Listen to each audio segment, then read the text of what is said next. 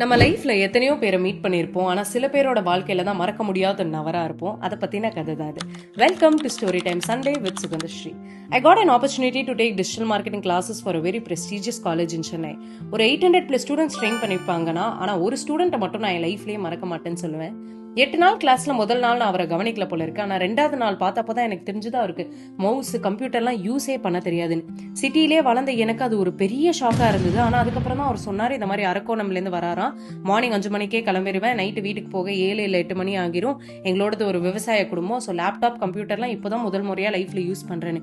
எனக்கு அது செம ஷாக் கேட்ட உடனே. ஏன்னா நமக்கு சில விஷயம் லைஃப்ல ரொம்ப ஈஸியா கிடைச்சதுனால அதை அப்ரிஷியேட் பண்ண மாட்டேங்கிறோன்றது அன்னைக்கு தான் நான் தெரிஞ்சுக்கிட்டேன். நான் என் டீச்சர்ஸ் கிட்ட இருந்து கத்துக்கிட்டது 2 விஷயம். ஸ்ட்ரிக்டா இருக்கணும், இன்னொன்னு பேஷன்ஸ் இருக்கணும் ஸ்டூடெண்ட்ஸ் டவுட் கேட்கும் போது. ஸோ பொறுமையா ஒரு விஷயமா சொல்லி கொடுத்து 8th டே டிஜிட்டல் மார்க்கெட்டிங் ஒர்க் ஷாப்ல அவர் நிஜமா ஏதோ ஒன்று கத்துக்கிட்டு போனாருன்னு நினைக்கும் போது எனக்கு ரொம்ப சந்தோஷமா இருந்தது. ஏன்னா வாழ்க்கைய வாழ்றதுல மட்டும் சந்தோஷம் இல்லை, இன்னொருத்தரோட வாழ்க்கைய மாத்துறதுல தான் உண்மையான சந்தோஷமே இருக்கு. ஒருத்தர்கிட்ட ஒன்னொன்னு ஒர்க் ஆகல, ஒரு சில இஷ்யூஸ் இருந்துச்சு. பட் ஒருத்தர் கூப்பிடும் போதும் பார்த்து என்ன ப்ராப்ளம்